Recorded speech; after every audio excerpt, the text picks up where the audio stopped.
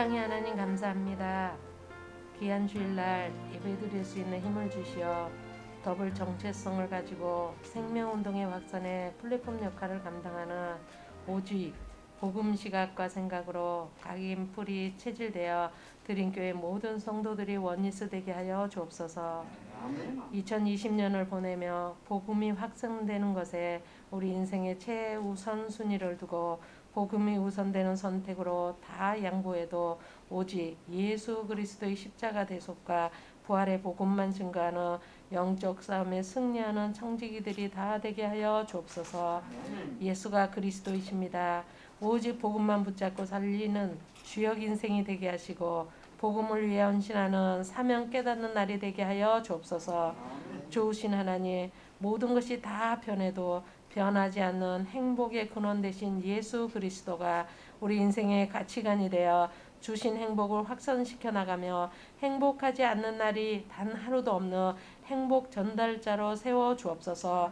우리 마음속에 그리스도 계시기에 충분하고 완전하며 모든 것이 다 있기에 순간순간마다 함께를 누리게 하시며 우리의 영혼이 평안이 넘쳐서 임마누엘을 확인하며 그리스도로 하나 되는 드림교회로 인도하여 주옵소서. 말씀을 선포하시는 이창호 목사님께 최고의 성령 충만함과 237 나라를 살릴 수 있는 절대 제자들을 붙여 주옵소서. 감사하며 누구도 빼앗아 갈 수 없는 절대적 행복을 주시는 그리스도 되시는 예수님의 이름으로 기도합나이다. 아멘. 은혜 받고 승리할 하나님의 말씀입니다. 요한복음 16장 31절로 33절 말씀입니다. 한 목소리로 합독하십니다. 예수께서 대답하시되 이제는 너희가 믿느냐? 보라, 너희가 다 각각 저곳으로 흩어지고 나를 혼자 둘 때가 오나니 벌써 왔도다. 그러나 내가 혼자 있는 것이 아니라 아버지께서 나와 함께 계시느니라. 이것을 너희에게 이르는 것은 너희로 내 안에서 평안을 누리게 하려 함이라. 세상에서는 너희가 환난을 당하나 담대하라. 내가 세상을 이기었노라. 아멘. 우리 다 함께 신앙을 고백하십니다. 주는 그리스도시요 살아계신 하나님의 아들이십니다. 아멘. 옆에 분을 축복합니다. 행복 누리시기 바랍니다. 세상을 이기는 비밀이라는 제목으로 말씀을 전합니다. 독일 철학자 중에 야스퍼스라는 사람이 있는데 이분도 뭐 예를 들어서 어떻게 보면 만성 그렇게 평생토록 질병을 달고 살고 선천적으로 이렇게 힘들었던 분이라고 기록이 되어 있는 걸 보게 됩니다. 이분의 어떤 철학 체계를 보면 세 가지를 이야기하고 있는데 첫째가 세계입니다. 세계.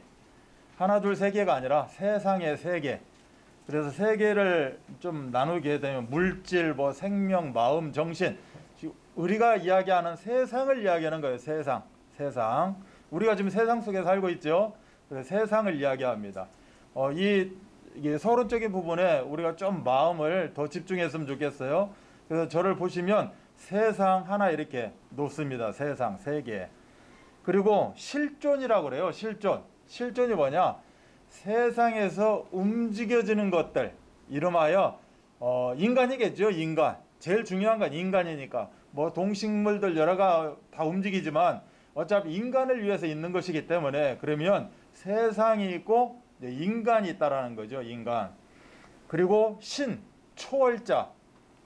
요렇게 이분의 이제 철학 체계를 보면 그럼 이분만 그러냐? 꼭 그런 건 아니고 대부분 철학자들이 이렇게 보게 되면 신적인 존재, 인간의 어떤 그런 의미, 그리고 이 세상에서 어떻게 내가 살아갈 것인가 뭐 이런 의미들을 이야기를 해요. 그래서 세상, 인간, 그 다음에 신, 초월자 요렇게 이제 세 바탕 위에 이분의 이제 철학적인 그런 걸 쌓아갔다 뭐 이런 의미가 되겠죠.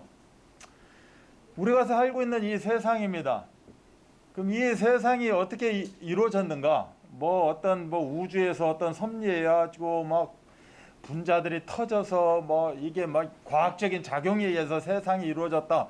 이렇게 이야기하는 분들도 있겠지만 성경은 세상을 하나님이 창조했다 이렇게 말씀하고 있어요.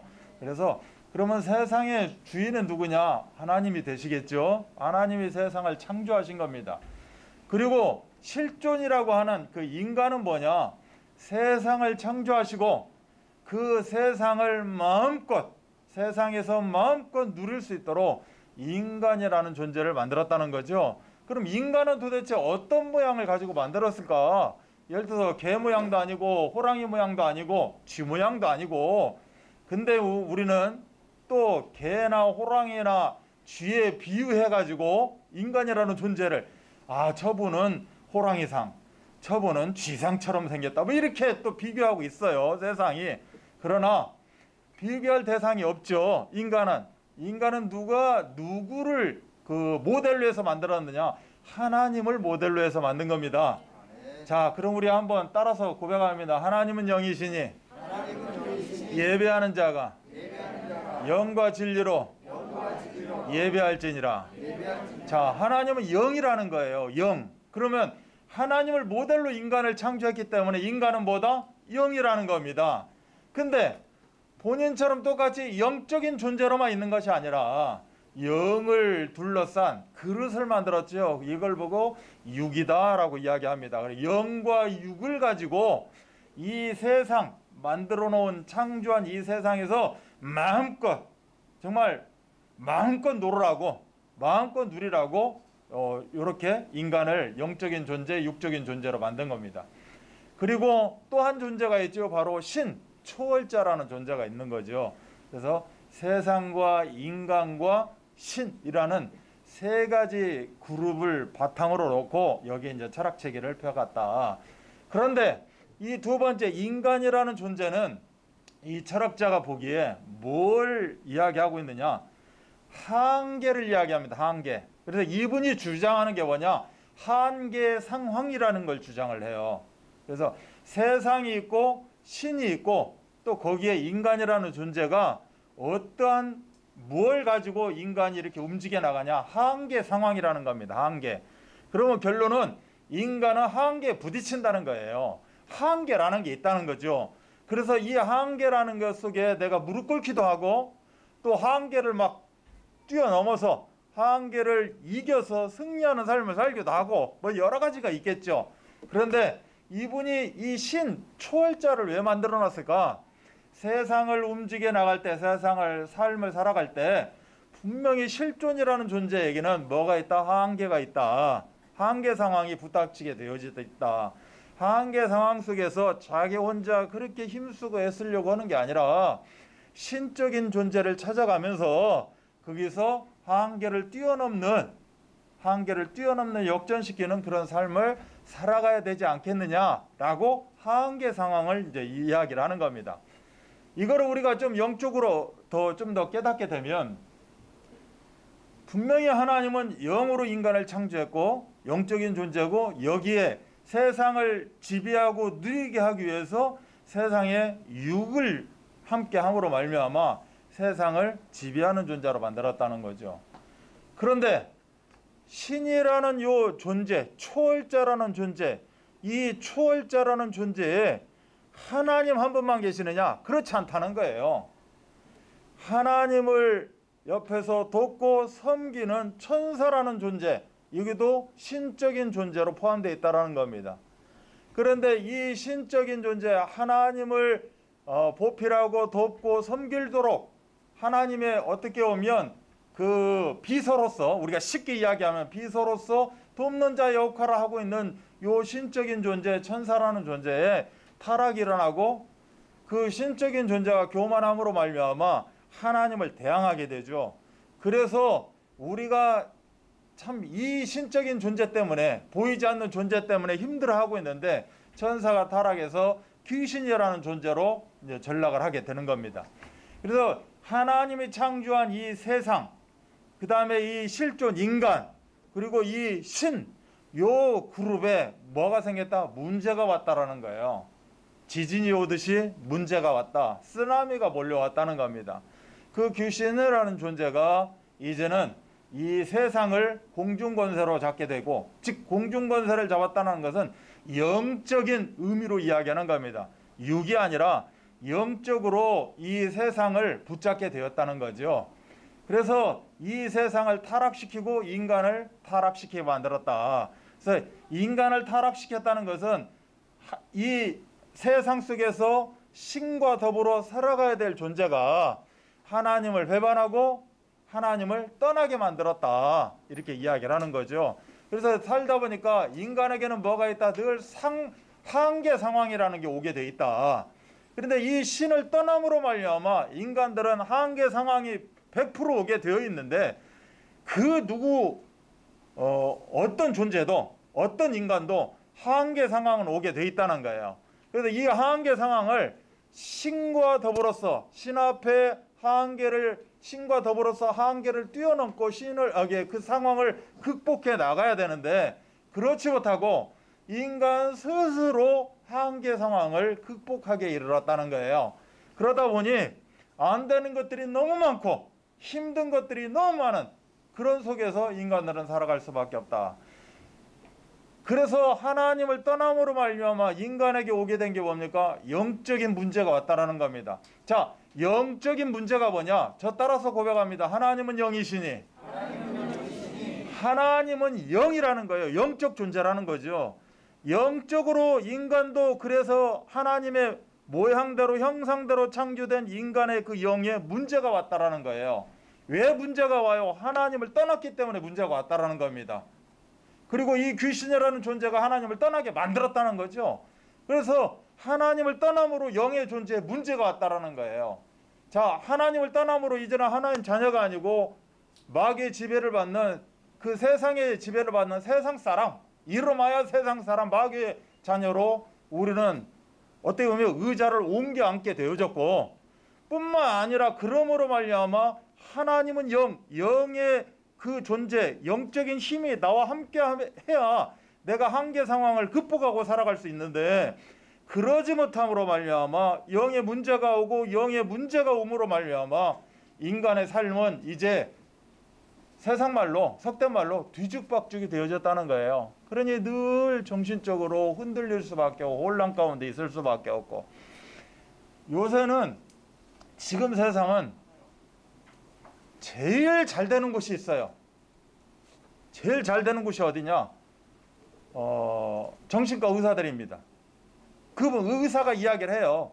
다른 데는 이렇게 코로나가 와가지고 힘들다 어쩌다 장사가 안 된다 그렇게 이야기하는데, 반면에 이 정신과 의사들에게는 사람들이 너무 많이 찾아온다는 거죠. 이름하여 코로나 블루 뭐 이렇게 이야기를 하면서 많이 찾아온다는 거예요.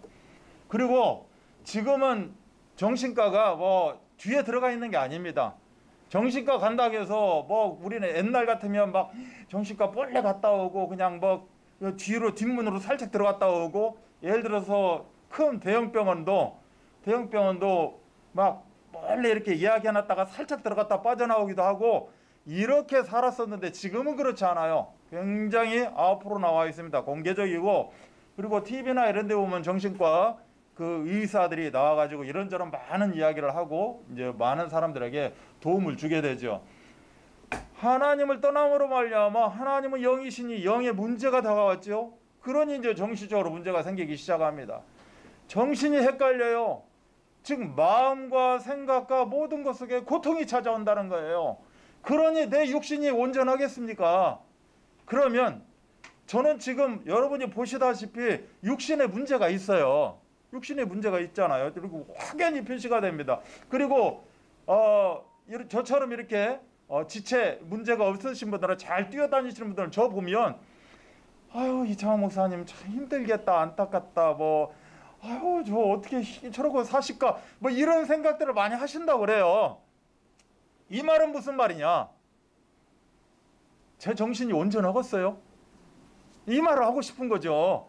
육신에 딱 문제가 와, 육신에 암이 하나 들어와, 육신에 어떤 문제가 딱 발생이 되면 그 당사자 플러스 그 가정, 그 사람을 아는 사람들 편하지가 않지요. 불편해요. 당사자는 당연히 힘들 수밖에 없어요. 정신적으로 어려울 수밖에 없죠. 그러면 저도 얼마나 어려웠겠어요. 자, 여기서 어려웠겠어요 그러면 지금 어렵지 않다는 거예요. 지금 어렵게 보시면 안 돼. 또 그 제가 이야기한다고 어렵겠어요. 어려웠죠. 정말로 어려웠죠. 모든 거 다 진짜 사람과 소통되지도 않고 오로지 그 이름하여 방구석에서 그렇게 살 수밖에 없는 존재. 그러니 그 정신이 온전하겠냐고. 흔들릴 수밖에 없고 힘들 수밖에 없겠죠. 그런 사람의 그런 가정, 그런 사람의 인생살이, 그런 사람의 삶이 어떻겠어요? 안 봐도 이거는 비디오겠죠. 자, 이런 사람들이 후대가 생기고 결혼을 하고 예를 들어서 후대가 생기고 자녀가 생겨요. 그럼 그 자녀는 어떻겠냐고. 뻔한 거지. 그러다 보고 끝내는 인생 자체가 이런저런 것 때문에 조금 즐거움은 있을 수 있겠지만 근본적으로 내 인생 사주팔자 운명이 그렇게 어려운 가운데 살아갈 수밖에 없다라는 거예요. 그리고 에이 썩을 놈의 세상 그냥 이거 가버리지. 가면 좋은데 인간은 맨 먼저 우리가 고백했듯이 하나님은 영이시니 인간도 영적인 존재예요. 인간의 육이 죽는다고 영이 죽느냐? 그렇지가 않다라는 거죠. 그래서 인간 자체는 어떻게 엄밀히 보면 영원히 사는 존재인 거예요. 그래서 아예 내 육신의 삶이 그렇다고 그냥 내가 이 땅 떠나버리지. 어느 장로님이 어제 방송 보는데 청산가리를 가지고 이렇게 막 한동안 살았다고 그래요. 그냥 뭐가를 털어버리면 끝나지. 그런데 이제 그 시간표를 넘어가고 하나님의 귀한 뜻과 계획이 있었겠죠. 그 시간표를 넘어가지고 자기와 같은 사람들, 자기와 같은 인생을 그렇게 청춘을 살았던 사람들을 도와주고 함께하고 예배하는 그런 모습들을 보게 됐거든요. 마찬가지로 인생은 그냥 이 땅에서 뭐 하얀색 약 먹는다고 15층에서 떨어진다고 가는 게 아니라 영이 죽어 있음으로 말미암아 문제가 있음으로 말미암아 육이 설령 죽는다 할지라도 영은 그 상태, 문제 있는 상태, 하나님 떠난 상태로 영원히 살 수밖에 없다. 이걸 보고 성경에서는 지옥이라고 합니다. 그래서 지옥 같은 삶을 평소에 살다가 지옥으로 영원한 가운데 빠져들어가 그곳에서 마귀의 자녀로 그렇게 살아갈 수밖에 없는 존재가 바로 오늘 이 철학자가 이야기하고 있는 세상과 실존, 즉 인간과 신, 요 세 그룹에서 일어난 것입니다. 그래서 이거를 제가 이분 책자를 보면서 좀 이게 보다 보니까 이분이 도대체 이 제대로 하나님을 만나서 믿는 자인지는 모르겠지만 이분은 이 의미에 대해서 잘 알고 있더라는 거죠. 그래서 오늘 지금 여러분과 나누기를 원하는 거예요. 자, 이렇게 인간은 이 땅 가운데서도 여러 가지 문제 가운데 살다가 이 문제를 해결하지 못하고 문제 소굴인 그러한 지옥 인생으로 살아갈 수밖에 없다. 그런데 우리 하나님은 사랑이신지라 우리 하나님은 이 신, 초월자, 이 하나님은 자기를 찾을 수 있는, 자기를 만날 수 있는 그러한 길을 열어놓으셨다는 거예요. 그 길이 바로 예수 그리스도인 겁니다. 그게 바로 우리가 흔히 이야기하는 예수님이라고 이제 이야기를 하는 거죠.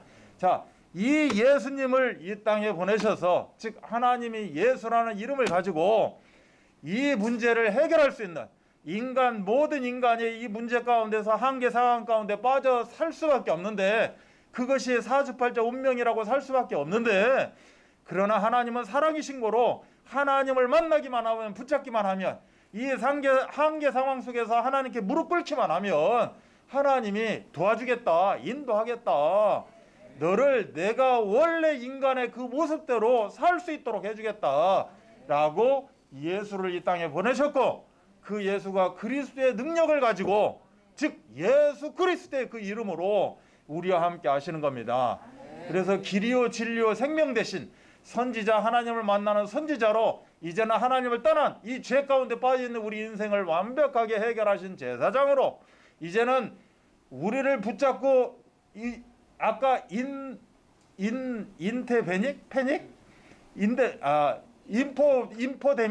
인포데믹 즉 가짜뉴스 우리의 귀에다가 좋은 소리인 줄 알았는데 궁극적으로 나중에 가서는 폭망하게 만들고 이렇게 하는 이런 존재 하지 못하도록, 이런 존재가 아무리 내 곁에 있어도 오염되지 않도록 그걸 막아주는 왕적인 권세를 가지고 우리와 함께 한다는 거죠.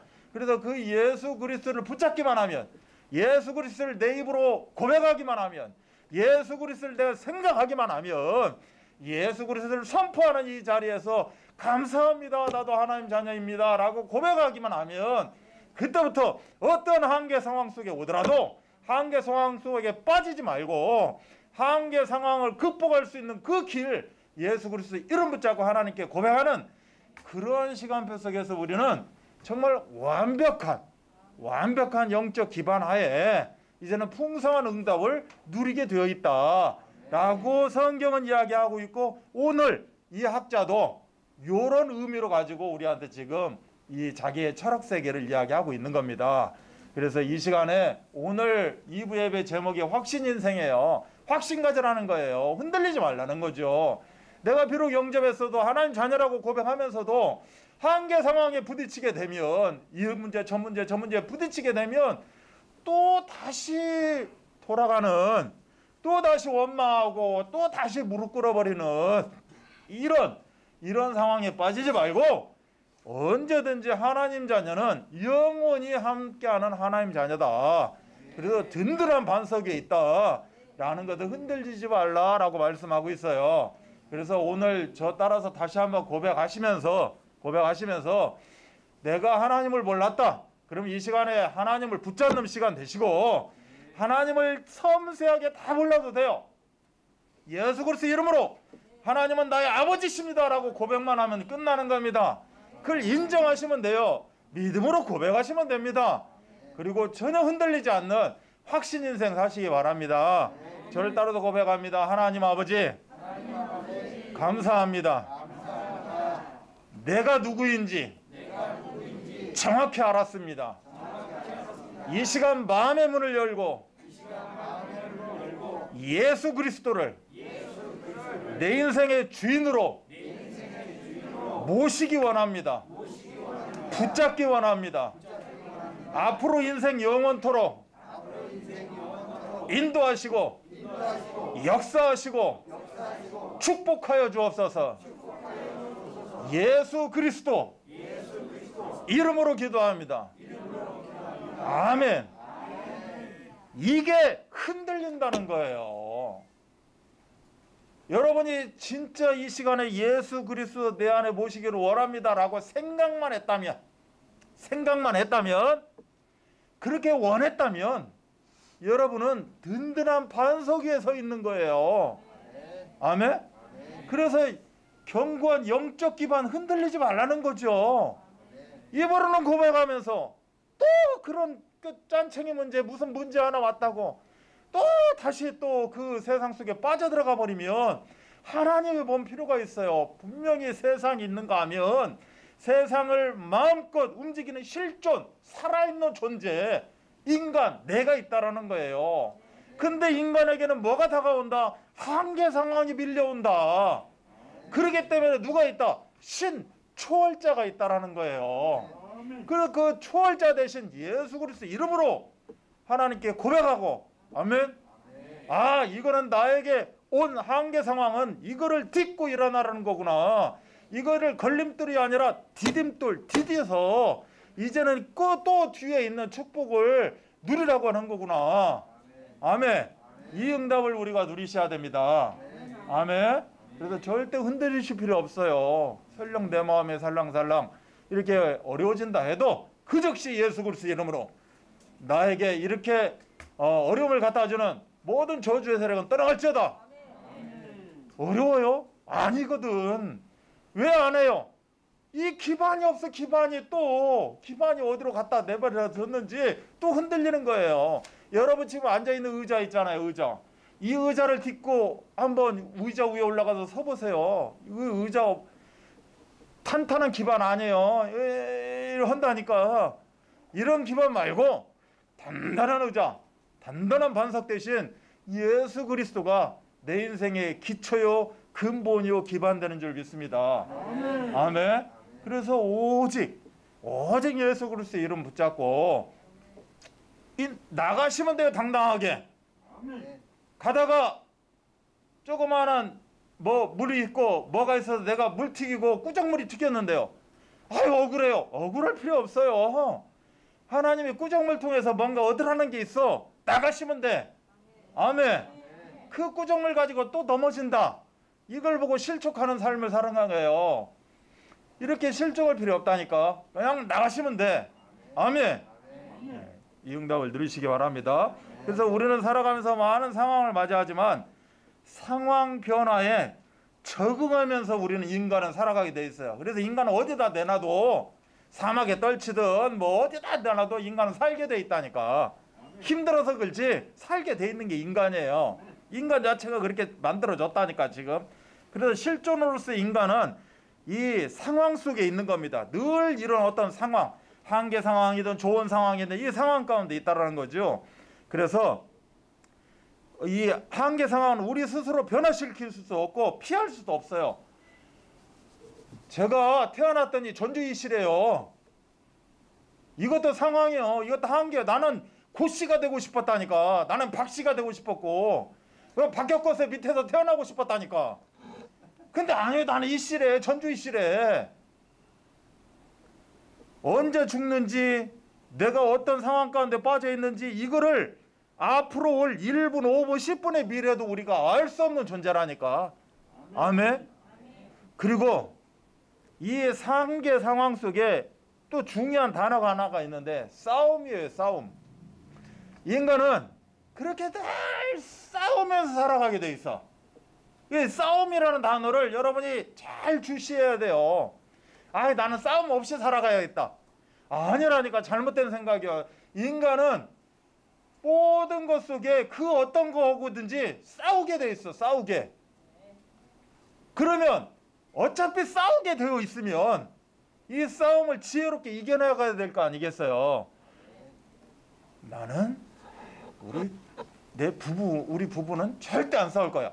싸우게 되어 있다니까. 내 자식한테는 내가 어떻게 할까? 아니라니까. 싸우게 되어 있다니까. 이러한 한계 상황에 직면하게 되면 인간이 선택할 수 있는 길이 있어요. 첫 번째, 굴복하고 좌절해 버립니다.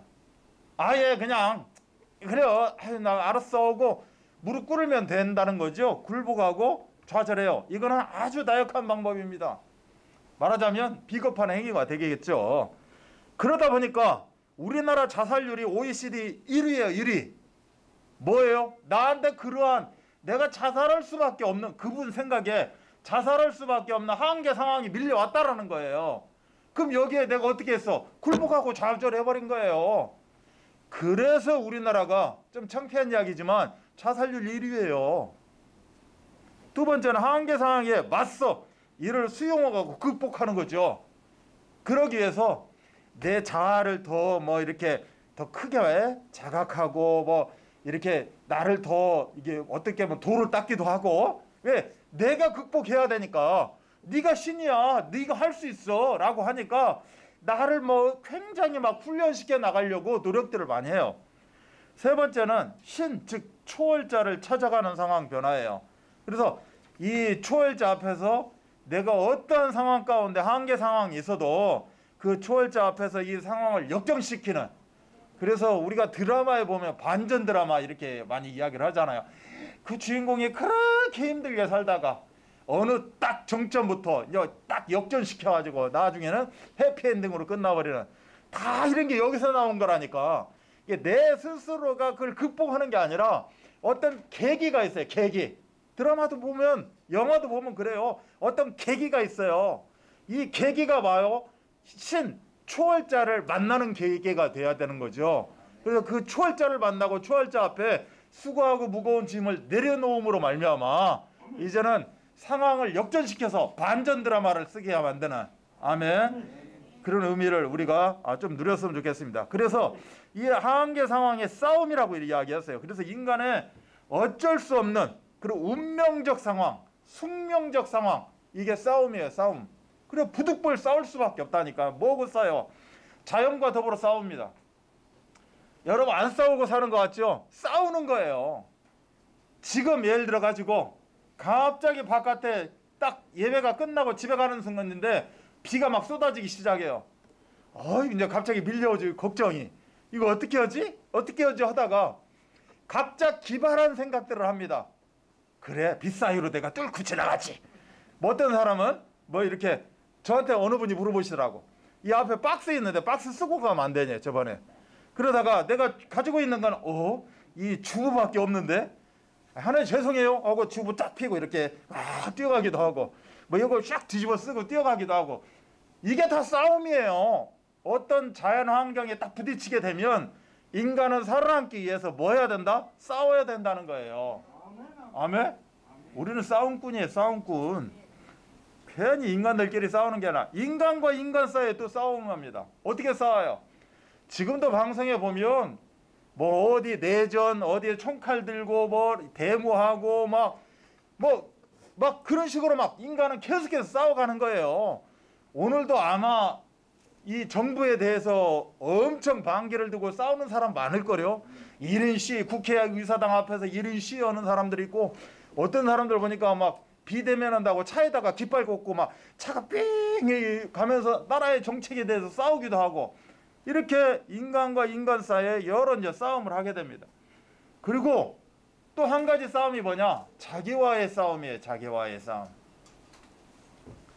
내 양심을 위해서, 어떻게 보면 내 정욕을 위해서, 내 어떤 그런 욕심, 자존심, 시기 질투 뭐 이런 어떤 것들을 위해서 내 자신과의 싸움이 아주 처절하게 싸웁니다. 처절하게.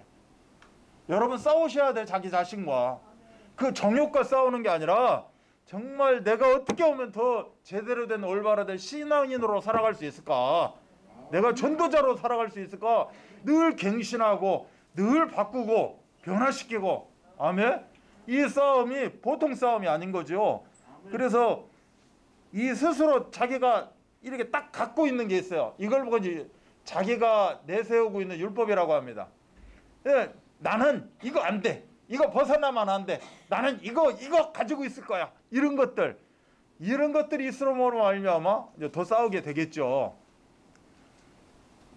그리고 교회 나올 때도 사실 싸워야 나옵니다. 여러분 그냥 막 이렇게 오늘 안 싸우고 웃으면서 나온 것 같죠? 그렇지 않다니까. 몇 시에 일어나야 되는데 뭐지 어쩐데 내 상황이 어쩐데 막 내 속에서는 계속 어떤 내적 갈등하고 싸우는 겁니다. 엄청 싸우는 거예요. 교회 와서 왔는데도 마스크를 써라 어쩌라 뭐 해라 막 이 모든 것은 다 싸움이에요. 싸움. 왜? 세상이 있고 실존 인간이 있고 신이 있는데 이 실존 살아 움직이는 이 존재는 뭐다? 싸우는 거예요. 싸워. 한계 상황이 있다니까. 그래서 늘 한계 상황 속에서 우리는 싸울 수밖에 없다. 그리고 우리가 지금 뭐 예를 들어서 우리 조선은 5,000년 뭐 역사다 뭐 이렇게 이제 역사를 이야기하죠. 역사도 다 싸움이에요. 싸움. 예를 들어 이 나라가 부흥회다가 없어지고 세워지고 없어지고 이거는 다 싸움에 의해서 다 이렇게 이루어졌습니다. 세계사나 우리나라 역사를 봐도 모든 건 다 싸움으로 다 이루어지고 있는 거예요. 당파 싸움도 있고 무슨 예를 들어서 성씨 싸움도 있어요. 일씨, 김씨, 윤씨, 뭐 파평씨 어쩐데 뭐가 어쩌고 하여튼 다 싸움이에요. 그래서 우리가 이 승리는 빼앗고는 왜 허망해지는 것이 아니고 오히려 주고 구원하는 기쁨을 누려야 됩니다. 어차피 싸워야 된다면 그 싸움에서 내가 승리해야 된다면 남을 죽이고 내가 사는 그런 승리가 아니라 사랑하고 감사하고 기뻐하는, 그래서 여기서 내가 승리의 쾌감을 누리는 이런 승리자 되시기를 바랍니다. 그래서 어떻게 보면 사랑이 승리가 되는 거고요, 구원이 승리가 되는 거고, 영생이 승리가 되는 거예요. 오늘 예수 그리스도 이름 붙잡은 우리 세 가족, 조옥순 성도님, 영생 구원받은 자 하나님 자녀예요. 제가 우리 조옥순 씨 마음속에 들어가 보지는 못했지만 저와 눈을 마주치는 거 보니까 이 성도님이 영생이 있고 구원이 있고 하나님의 사랑이 있는 줄 믿습니다. 그래서 이 한계 상황을 예수 그리스도 이름 붙잡고 이제는 역전시켜서 아름다운 그런 반전 인생 되시기를 바랍니다. 첫 번째는 세상을 이기신 그리스도예요. 오늘 세 구절을 읽었어요. 그 중에 32절, 33절에 보면 32절의 핵심은 뭐예요? 하나님이 나와 함께 한다는 거예요. 너희들은 다 떠났지만 아버지가 나와 함께 했다는 거예요. 아무리 어려운 상황이 있었어도 아버지와 나와 함께 있었다는 거예요. 그래서 내가 세상을 이길 수 있는 힘이 생겼고 세상을 완벽하게 승리로 이끌었다라고 말씀하고 있는 겁니다. 그래서 이 예수님은 단순한 인간으로 오신 게 아니라 승리하신 왕으로 오신 겁니다. 자, 잘 우리가 고민해야 하실 게 우리가 제대로 알아야 될 게 뭐냐? 예수님이 하나님의 아들로 왔지만 인간 예수로 오셔서 이거 해가지고 승리를 이뤘다. 이게 아니라니까. 승리 자체로 오신 거예요. 아멘? 최후 승리를 얻기까지 험한 십자가, 뭐 이렇게 우리가 막 이게 고난주간 때 많이 부르는 찬송이 있는데, 최후 승리를 얻기까지 내가 지금 고생해야 되고 힘들어야 되고 내가 뭐 예를 들어 죽어 살아야 되고 절약해야 되고 이게 아니라니까. 이미 승리하신 분이, 승리를 가지고 오신 분이 승리를 누리는 그 시간표를 이야기하는 거죠. 아멘. 그래서 예수님은 이미 승리하신 왕으로 오신 겁니다. 그래서 동방 박사들이 이 승리하신 왕이 탄생한 줄 알고 그 별을 보고 그 왕 앞에 경배하러 오지 않았겠습니까? 그래서 마태복음 2장 2절에 이제 그게 기록이 돼 있는 거죠. 그런데 이때 헤로드 왕이나 온 예루살렘이 듣고 난리가 납니다. 왜 그래요? 왕이 있는데 왕에게 경배하러 왔다는 거예요. 동방 박사들이. 왕이 있는데 또 다른 왕에게 경배하러 왔다. 이걸 보고 두 글자로 뭐라고 하죠? 영모라고 합니다. 영모. 경배라는 단어는 인간이 하나님 앞에서 해야 할 마땅한 도리예요. 자, 그러면 여러분은 지금 이 순간에 뭐 하고 있어요? 경배하고 있는 거예요. 여러분의 인생 삶은 뭐예요? 경배예요. 아멘? 그래서 경배가 여러분의 영적 기반이 돼야 되고 든든한 반석이 돼야 돼요. 내가 오늘 일어납니다. 뭐하러 일어났어요? 경배하러 일어났어요. 24시간 365일 우리 일생은 뭐다? 경배예요. 그래서 하나님 앞에 마땅히 해야 할 도리가 경배입니다. 그런데 이 헤롯이 뭐라고 이야기하느냐? 나도 가서 그에게 경배하게 하라라고 이야기합니다. 말하자면 인포데믹을 이야기하는 거예요. 인포데믹. 술술 쓰는 거죠. 가짜뉴스를 살포하고 가짜로 이야기하는 거죠. 왜? 만나면 죽여버리면 끝나니까. 육신 죽여버리면 끝내죠. 인간은 육신 가지고 있는 존재니까 이렇게 생각을 하고 있는 거죠. 그러나 그의 경배는 거짓된 경배고 죽이고자 하는 그 경배가 되는 겁니다. 그래서 우리는 무슨 경배자가 돼야 되느냐? 참된 예배자가 돼야 됩니다. 아멘. 이것이 우리가 하나님 앞에서 마땅히 해야 할 경배인 거예요. 그래서 주님께 나아가는 최고의 목표는 예수님을 경배하기 위해서입니다. 아멘. 하나님, 나는 하나님 자녀입니다. 이거는 우리가 경배자다라는 것을 절대로 놓치면 안 됩니다. 그러면 꼭 이 예배당만 나와서 경배해야 됩니까? 그건 아니죠. 우리의 인생살이 자체가 경배입니다. 그래서 어느 순간 어디 있든지 내가 성전이에요. 내가. 그래서 내 안에 계신 하나님, 내 안에 계신 예수 그리스도 이름 붙잡고 우리는 경배의 삶을 살아야 될 줄 믿습니다. 잘 또 우리가 새겨드려야 될 게 있어요. 동방박사 이분들이 별을 보고 왔는데 경배하러 왔어요. 경배하러 왔는데 그냥 오지 않았습니다. 예물을 가지고 왔다는 거예요. 예물. 자, 여기서 이제 또 우리가 약간의 실족한 삶을 살 수 있는 또 근거를 제가 계기를 하나 만들어 보는 거예요. 여기 오늘 나 예물 안 갖고 왔는데 여기는 말이야 예배 들어가면 맨날 돈만 내라고. 자, 여러분 생각을 바꿔야 됩니다. 이게 한계 상황이에요. 여기에 내 그냥 그 자기 의에 빠지는 것이 아니라 하나님 앞에 내려놓고 예수 그리스도 이름 붙잡으셔야 돼요. 자, 동방박사가 가지고 온 예물이 뭐예요? 황금이에요. 황금. 나도 우리 하나님께 황금 좀 드려봤으면 좋겠어요. 내 소원 중에 소원이 황금 좀 드려봤으면 좋겠어요. 근데 우리 하나님은 저한테 너 계속 황금 드리고 있다라는 거예요. 그래서 또 연구를 해봤잖아요. 도대체 내가 어떤 황금을 드리고 있는가. 왕께 드리는 왕을 상징하는 것이 황금이에요. 자, 그러면 나는 예수님을 어떻게 생각해요? 승리하신 왕으로 오셨다는 거예요. 내가 지금 나와 함께 하시는 예수 그리스도가 승리하신 왕으로 나와 함께 하는 거예요. 아멘. 나는 당연히 우리 하나님께 황금을 드리고 있더라고. 즉 뭐예요? 예수님은 만왕의 왕이시라는 거예요. 왕적 권세를 가지고 계신다. 유향을 이야기해요. 하나님께 제사 드릴 때 드리는 향이 바로 유향이에요. 이걸 예물로 갖고 왔어요. 그래서 예수님은 하나님의 아들이요, 하나님을 상징하는 그게 바로 유향을 이야기하는 겁니다. 그래서 선지자 대신 예수 그리스도를 이야기하는 거예요. 그 유향, 향기를 따라가고 향기를 우리가 접하면서 하나님이 나와 함께 하시는구나 라고 우리는 깨닫는 그런 은혜가 있기를 바랍니다. 모략을 갖고 왔어요. 죽음 시체에 바르는 거예요. 그래서 우리가 죽음 가운데 죄 가운데 이제는 완전히 우리 자신은 죽어버리고 이제는 제사장 대신 그리스도를 통하여서 우리가 새로 탄생된 줄 믿습니다. 그래서 이 경배 예물이 뭐였습니까? 바로 선지자 제사장 왕, 즉 예수 그리스도가 경배 예물이 되었던 거예요. 우리가 하나님께 예배하러 올 때 누구 이름 붙잡고 와요? 예수 그리스도 이름 붙잡고 와요. 아멘. 우리 조옥순 성도님도 예수 그리스도 이름 붙잡고 인생 살아가셔야 되고, 하나님께 예배하고 이를 숨 쉴 때도 예수 그리스도 이름으로 숨을 쉬어야 돼요. 진짜. 왜? 그게 바로 하나님께 예배하는 경배하는 예물이 되어진다는 거죠.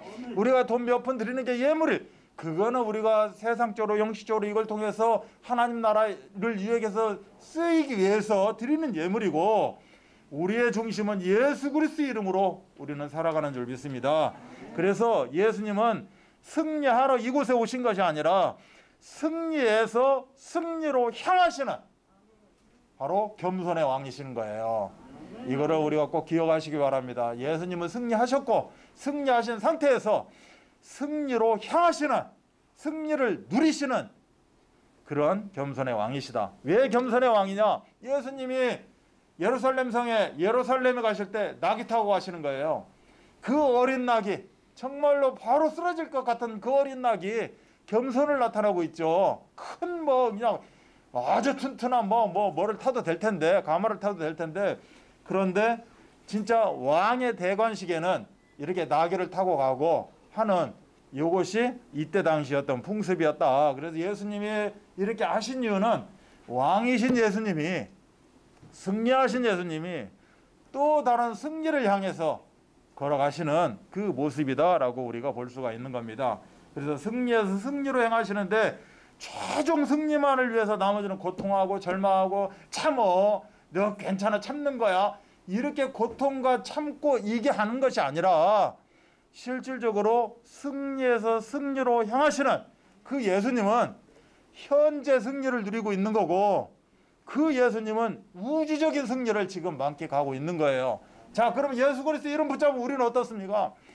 인생은 참는 거야, 너 참아야 돼, 집에서 참고 여기서 참고, 참는 게 아니라 이미 우리는 승리자예요. 예수 그리스도 붙잡았을 때 우리는 승리 인생이라니까. 승리 인생은 승리를 향하여서 승리를 누리는 삶을 사는 거예요. 아멘. 그래서 예수님은 왕으로 이미 승리자로, 이긴 자로서 또 다른 승리를 향하여 올라가시는 것이다. 그래서 예수님이 우리에게 말씀하시는 거 뭐예요? 내가 세상을 이기었다는 거예요. 그래서 세상을 이기신 예수님, 왕이신 예수님이 나와 함께 하신다는 겁니다. 그래서 우리도 세상을 당연히 이긴 상태에서, 아멘, 우리는 살아가는 줄 믿습니다. 우리가 예언께서 많이 쓰는 영어 단어가 있어요. Victory before fight라고. 싸우기 전에 우리는 승리자예요. 승리자. 아멘. 그래서 승리자가 승리의 꽃을 피우고 누리기 위해서, 아멘, 그렇게 우리는 삶을 살아가는 줄 믿습니다. 우리가 두 번째로 잠깐 볼 것은 승리를 누리는 전도 제자예요. 자, 승리의 원동력이 뭐예요? 승리에서 승리로 향하시는 그 시간, 예수님 곁에는 아무도 없었어요. 잘 보세요. 예수님이, 승리하신 예수님이 승리의 꽃을 피우는 그 시간. 그런데 우리는 뭘 바라봐요? 육신의 눈으로 바라봐요.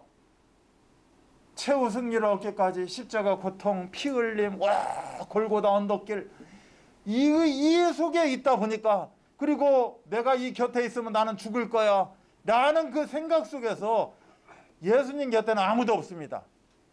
진짜 예수님이 승리의 왕이라면 인생살이 살아갈 때 승리의 왕과 함께 해야 되지 않겠어요? 그런데 우리는 한계 상황이 딱 부딪히게 되면 한계 상황이 왕이 되는 거예요. 왕. 예수님의 왕이 아니야. 예수님은 어디 꼴짝이 있는지 어디 구석에다 처박아 놓고 그 한계 상황 속에서 그 또 한계 상황을 바라보면서 살아간다는 거예요. 그런데 그렇지가 않다. 예수님이 바로 승리하신 왕으로 함께하는 줄 믿습니다. 그런데 문제 가운데 있을 때 분명히 예수님 곁에 있음에도 불구하고 우리는 사방팔방으로 다 도망갔다는 겁니다. 그래서 죄송한 이야기지만 모른다고 부인하고 고개를 돌려버리는 베드로가 있듯이 우리도 모른다고 그래요. 한계 상황이 다 부딪히고 하나님을 떠나게 되고 하나님을 외면하고 예배도 외면하고 교회도 외면하고 또 그따 대고 이제 왜 해필이면 그렇게 전화가 올까? 권사님 전화하고 장로님 전화하고 전화 옵니다. 그러면 그냥 짜증나고 전화 받지도 않고 그저 그냥 그 한계 상황 속에 파묻혀서 우리는 살아간다. 뭐예요? 예수님 십자가상 똑같이 다 도망가는 제자들과 그랬던 삶을 살아가고 있다라는 거예요. 그래서 마태복음 27장 51절 54절을 우리가 꼭 집에서 읽어보시면 그 예수님이 그 상황에 본인이 하나님이시여 승리하신 왕이라는 것을 지금 말씀하고 있는 거예요. 온 땅에 어둠이 임하고 성수위장이 위로부터 아래까지 찢어져 둘이 되고 땅이 진동하며 바위가 터집니다. 부활의 모습 환상이 보이고 백부장과 많은 이들이 예수님이 하나님의 아들이었음을 고백합니다. 하나님만이 함께 하셨음을 증언하고 있다는 거예요. 아무리 그 고통 가운데 있었을 때 우리는 떠나갔지만 하나님이 함께 하셨다는 거예요. 아무리 우리가 어려운 가운데 고통 가운데 설령 내가 외면하고 떠나가도 하나님은 영원히 우리와 함께 하십니다. 이걸 보고 확신 인생이라고 하는 거예요. 아멘. 이 응답을 누리시기 바랍니다. 그래서 출애굽기 14장도 보면 이스라엘 백성들 앞에 홍해가 딱 나타나게 됩니다. 홍해만 있으면 상관이 없는데 뒤에서는 막 병마, 병거, 마병, 애국 군대가 막 계속해서 죽이려고 쫓아오죠. 완전히 사면초가 한계 상황 가운데 딱 부딪히게 됩니다. 이 절체절명의 위기 가운데 도와줄 사람 방법 아무것도 없습니다. 그때 모세가 말씀을 대언합니다. 여호와께서 너희를 위하여 싸우시리니 너희는 가만히 있을지어다. 내가 아무리 십자가를 치는 그 시간표 가운데 있다 할지라도 내가 십자가를 치는 것이 아니라 예수님이 내 대신 십자가를 지신다. 아멘. 이게 함께 원리인 줄 믿습니다. 그래서 두려워하지 말라 내가 너와 함께함이라 말씀하고 있고요. 내가 세상 끝날까지 너희와 항상 함께 있으리라 라고 말씀하고 있어요. 그래서 이 시간에 영어 알파벳 하나 고백합니다. W, I, O. 자, 이게 with 임마누엘 원리스인데 함께라는 겁니다. 함께. 하나님이 나와 함께 하십니다. 나의 모든 것 속에서 함께 하십니다. 하나님이 우리 교회와 함께 하십니다.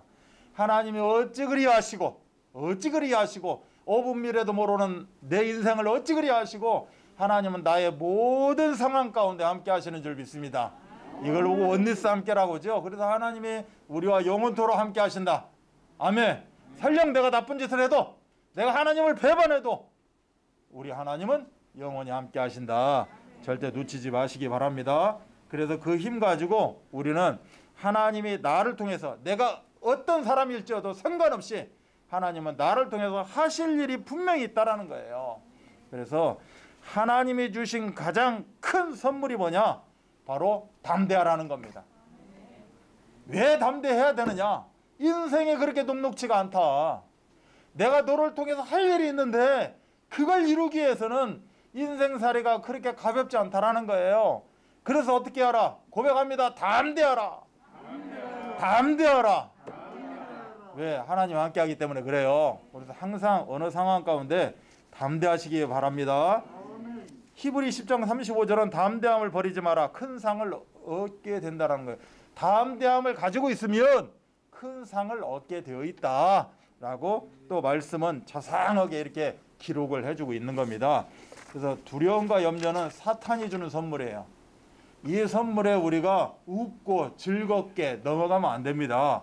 그래서 사탄이 성도를 넘어지게 하는 가장 큰 무기가 뭐예요? 두려움이에요. 뭐에 딱 부딪히면 마음에 하고 갑자기 몸이 움츠러들고 긴장되고 이상해져요. 다 두려움이에요. 하나님이 주시는 뭐예요? 담대함이에요. 하나님이 주신 선물 가지고 사단이 혹시 선물 배달 왔어도 그 선물 배달을 완벽하게 꺾어버리는 그런 응답 누리시기 바랍니다. 그래서 담대하라. 내가 말을 했어. 고백을 했어요. 그러면 지금 당장에 담대한 상황으로 바뀌느냐? 그렇지 않아요. 여전히 한계 상황이야. 문제는 그대로 있어. 그렇지만 내가 담대하라. 그리스도 반석에 올라가는 순간 문제는 분명히 시간표 속에서 해결되게 되어 있다. 이 축복을 우리가 다 누려야 될 줄 믿습니다. 그래서 담대하라. 이 배경은 뭐다? 주님의 위대한 승리가 되어지는 겁니다. 고백합니다. 담대하라. 내가 세상을 이기었노라. 결론으로 주님은 우리에게 담대하라고 항상 명령하시고, 담대함은 명령인 동시에 우리에게 주어진 선물입니다. 아멘. 그래서 선물을 까서 포장을 개방해서 마음껏 선물을 가지고 즐겁고 기쁨 가운데 우리가 살아가야 될 줄 믿습니다. 그래서 나의 등 뒤에서 나를 지키시는 그 주님이 세상을 이기었다고 선포하신 그 언약을 따라서 확신 가지고 담대하게 실현시키는 그런 퍼스트 무버. 퍼스트 무버는 선구자, 선도자를 이야기하나요? 먼저 앞서가는 사람들. 그런 응답을 누리시기를 주 예수 그리스도 이름 받들어 축원합니다. 다 함께 기도하겠습니다. 하나님 아버지 감사합니다. 세상을 이기는 그 비밀, 바로 확신 가운데 거하는 겁니다. 오직 그리스도, 오직 하나님의 나라, 오직 성령 충만, 이 삶 오직 가운데 우리가 든든히 서게 하여 주옵소서. 이 삶 오직 붙잡고 담대하게 도전하게 하여 주옵소서. 나에게 어떠한 문제가 있어도, 영육간의 그런 생활 가운데, 삶 가운데 모든 문제가 있다 할지라도 오늘 이 시간 고백한, 오늘 이 시간 마음에 담은 예수 그리스도 이름 선포케 하여 주옵소서. 그래서 하나님이 주시는 놀라운 응답과 기적을 누리는 현장 전도 제자로 하나님 인도하여 주옵소서. 모든 문제를 해결하시는 우리 구주 예수 그리스도의 은혜와 하나님의 사랑하심과 성령 역사하심이 하나님 앞에 겸손히 무릎 꿇는 우리 귀한 성도들 머리 위에, 또한 오늘 이렇게 함께 하신 새가족 머리 위에, 또한 모두가 걸어가는 인생 여정 가운데 만남과 경제와 건강과 이들이 그토록 사모하는 현장에서의 영혼 구원의 그 시간표 가운데 지금부터 영원토록 함께 계실지어다. 아멘.